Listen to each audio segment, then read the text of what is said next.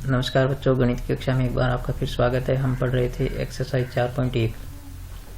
तो इसमें हमें रैखिक समीकरणों के युग्म दे रखे हैं और ग्राफ विधि से उसका हल निकालना है तथा हल की प्रकृति भी ज्ञात करनी है कि किस प्रकार का हल प्राप्त हुआ है। तो आप क्या किया करें, आप दोनों समीकरणों को लिख करके उनके नीचे उनकी सारणी बना लें और कम से कम 2 खाने प्रत्येक के लिए अवश्य बनाएं, क्योंकि 2 बिंदु जरूरी हैं। आप 2 से अधिक बिंदु भी ले सकते हैं, लेकिन इसका सबसे आसान तरीका यही है कि आप जो है वो 2 बिंदु लें। एक बार x को 0 लेकर देखें और एक बार y को 0 लेकर देखें, तो इससे आसानी से हल निकलता है इसका। तो पहले हम क्या करते हैं, x के स्थान पर 0 लेते हैं, यानी x बराबर क्या ले लें आप, 0 लेने पर। तो x के स्थान पर आप 0 लेंगे तो x 0 ले लेंगे यहाँ पर आप इस समीकरण पहली में। तो 0 प्लस y बराबर हो गया 3। तो 0 में y जोड़ेंगे तो y आएगा, तो y बराबर हो गया 3। तो इस प्रकार आपने देखा कि आपने लिया था x का 0, तो y का आपके पास हो गया 3। तो ऐसे ही बच्चों आप क्या करें, एक बार y 0 ले लें तो y के स्थान पर क्या ले लो, 0 लेने पर। तो y के स्थान पर 0 लेंगे तो आप y की जगह यहाँ पर 0 रखें, तो ये हो जाएगा आपके पास x प्लस 0 बराबर 3। तो x में 0 जोड़ेंगे तो x ही आएगा, तो x बराबर आ गया आपके पास 3। तो देखो बच्चों, आपने जब यहाँ पर y का 0 लिया तो आपके पास x कितना आ गया, 3। तो इस प्रकार से इसके बिंदु आपके पास हो गए। यहाँ पर आप इसके बिंदु लिख लिया करें। तो इसके बिंदु आपके पास हैं, जैसे पहले बिंदु का आप a नाम दे दो, तो a बिंदु हो गया आपका 0,3 0,3 और b बिंदु आपके पास हो गया ये 3,0 ठीक है बच्चों। इस प्रकार से आपके 2 बिंदु आ गए। इसमें अब हम इसको ग्राफ से हल करेंगे। ये हो गया 3,0। अब हम इस समीकरण को हल करेंगे उसी प्रकार से, x बराबर 0 लेकर y बराबर 0 लेकर के। कई बार थोड़ी मुश्किल आ सकती है, लेकिन इसके हल जो है वो आसानी से हल निकालने का सबसे यही तरीका अच्छा है। तो पहले आप क्या करें, x के स्थान पर 0 लेंगे आप।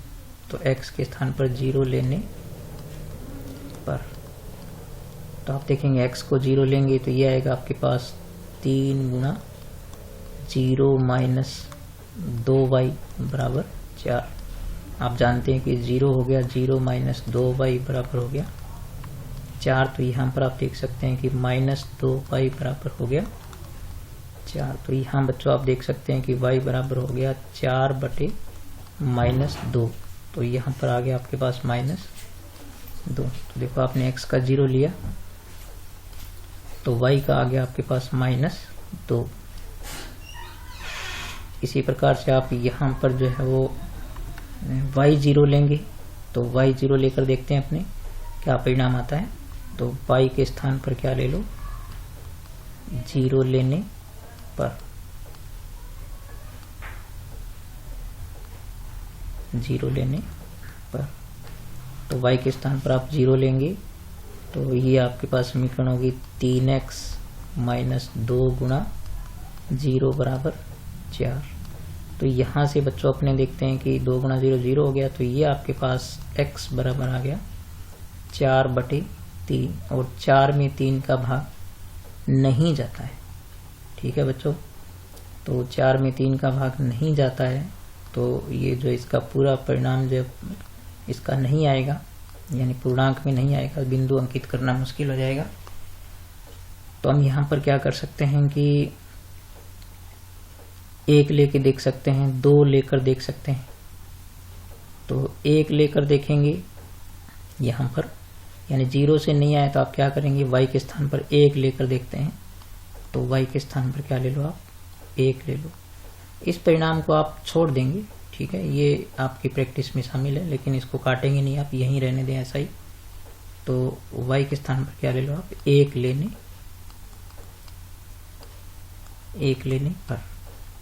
तो देखो बच्चों, आप 1 लेंगे तो इस समीकरण में यहाँ पर आप y की जगह क्या रखेंगे, 1 रखेंगे। तो ये समीकरण आपके पास बनेगी 3x माइनस 2 गुणा 1 बराबर 4। तो यहाँ से ये हो गया 3x माइनस 2 बराबर 4। अब 2 का पक्षांतरण आप करके दूसरी तरफ लेकर जाएंगे तो ये आपके पास आएगा 3x बराबर 4 प्लस 2, और 4 प्लस 2 क्या होता है, 6। तो इस प्रकार से आप देखा कि 6/3 यानी आपके पास क्या आ गया, 2। तो देखो बच्चों, आपने जब y का मान 1 लिया तो बड़ी आसानी से क्या आ गया, x का मान 2 आ गया। तो यहाँ पर आपने क्या लिया, 1 लिया, तो यहाँ पर क्या आ गया, 2 आ गया। अब इसके भी बिंदु लिख लें आप यहाँ पर, ठीक है। जैसे यहाँ पर लिखते हैं बिंदु, यानी ये दूसरी सरल रेखा के बिंदु हो गए। इसको P नाम दे दो, तो पहला P बिंदु हो गया आपका 0, -2, और दूसरे Q नाम दे दो तो वो हो जाएगा 2, 1। तो यहाँ पर अब हम इन दोनों बिंदुओं को ग्राफ में अंकित करना सीखते हैं। तो ये वैसे आप 9th क्लास में इसको पढ़ भी चुके हैं, ग्राफ को अच्छी तरह। तो यहाँ देखें बच्चों, ये जो क्षैतिज अक्ष होता है ये x अक्ष होता है, ये जो बड़े वाला, ये जो नीचे वाला क्षैतिज अक्ष है सीधा होता है, इसको हम बड़ा x नाम देते हैं। और ये होता है इस तरफ x डैश, और ये ऊपर वाला जो होता है ये ऊर्ध्वाधर अक्ष होता है, इसको कहते हैं y। और नीचे जो है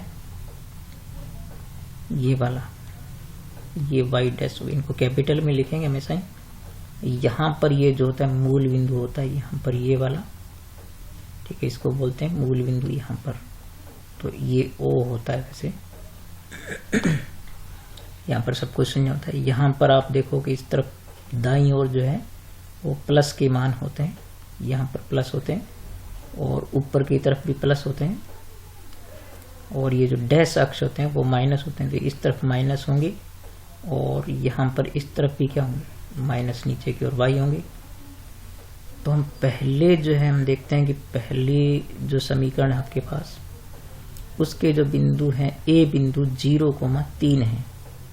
तो पहला मान बच्चों हमेशा x का होता है, दूसरा होता है y का। तो हम a में जो 0,3 है और b में 3,0 है, तो a आपके पास है 0,3 है। तो 0,3 हम लेंगे तो यानी x का 0 है, तो हम बच्चों यहीं रहेंगे 0 पर, मूल बिंदु पर रहेंगे यहीं पर। और y का आपके पास है 3, तो हम यहाँ गिनेंगे। देखो तो ये 1 हो गया, ये 2 हो गया, और ये y का हो गया 3। तो यहाँ पर हम क्या करेंगे, छोटा सा बॉक्स बनाएंगे। यहाँ पर हम एक छोटा सा बॉक्स बनाएंगे।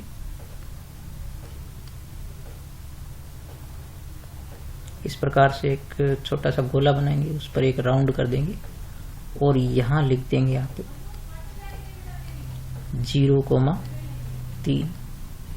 ठीक है बच्चों, यहाँ हमने लिख दिया a का मान 0,3। अब हम क्या करेंगे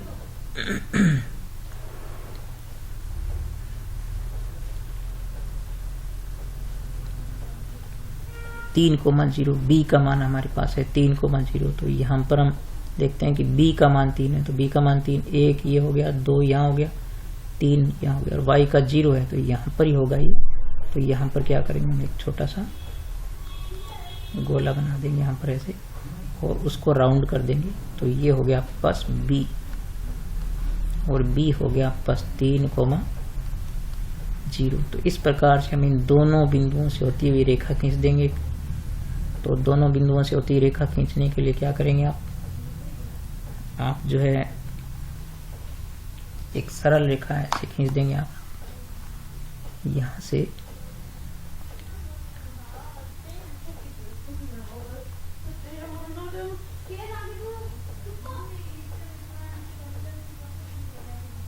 इसमें से होती होनी चाहिए बिल्कुल रेखा एक। तो इस रेखा को खींचने के लिए देखो मैं थोड़ी इसको हाथ से खींचता हूँ।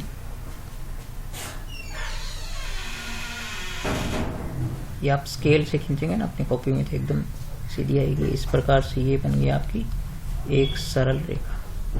इसको दोनों ओर आप क्या करेंगे, ऐसे तीर के निशान लगा देंगे और फिर जो है आप दूसरी समीकरण के बिंदुओं को अंकित करेंगे। तो यहाँ पर आपके पास है 0, P बिंदु 0, -2 है। तो हम यहाँ पर आएंगे और ये अंकित करेंगे 0, तो y का 0 है और y का नहीं x का 0 है और y का -2 है। तो देखो बच्चों नीचे यहाँ पर -1 यहाँ रहा, ये रहा -2। तो हम यहाँ क्या करेंगे, राउंड कर देंगे और इसको ऐसे गोला बना के इस पर राउंड कर देंगे। तो ये हमारे पास हो गया यहाँ पर P, जो कि आपके पास 0, -2 है। तो ये हो गया P बिंदु। इसी प्रकार हम Q बिंदु अंकित करेंगे तो वह है 2, 1। तो बच्चों 2, 1 यानी x का 2 है, तो यहाँ x का 2 होगा और y का कितना है, 1 है। तो y का 1 यहाँ, दोनों यहाँ मिलेंगे। तो ये यहाँ पर जो इस प्रकार से ये मिल जाएगा यहाँ पर ऐसे। तो ये हो गया आपके पास Q बिंदु। क्या हुआ, ये 2, 1 होगा यहाँ पर। तो इस प्रकार से आप इसकी समीकरण खींचते हैं, यहाँ पर ये लाइन खींच दें इसकी। तो ये जो लाइन आपकी यहाँ से होके जाएगी, यानी यहाँ से आप खींचना शुरू कर दें इसको, यहाँ से, सॉरी ये बिना स्केल के थोड़ी सी सीधी नहीं खींची जा रही है। चलिए मैं इसको मिटाता हूँ एक बार।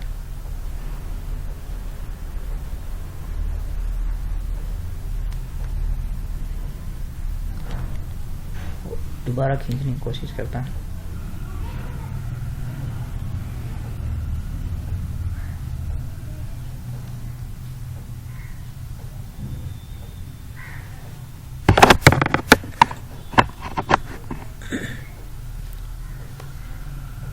तो यहाँ से हम इसको दोबारा लेते हैं, यहाँ से, यानी ये आप यहाँ से मिलाएं, इसको यहाँ से लाएं आप, और ये इस प्रकार से यहाँ, और ये थोड़ी आगे बढ़ा देंगे, थोड़ी सीधी खींचे आप स्केल की सहायता से।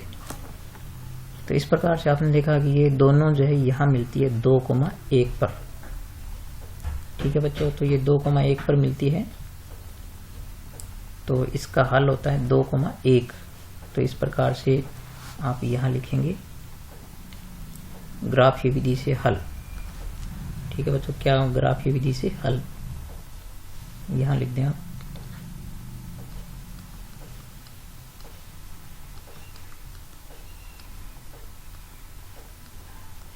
ग्राफीय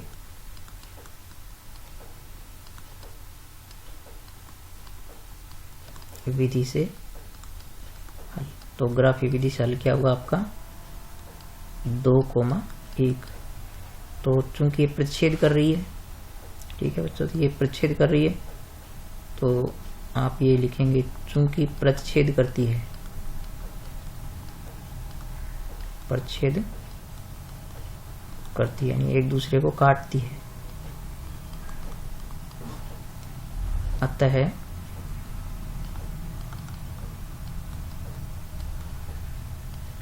अद्वितीय हल।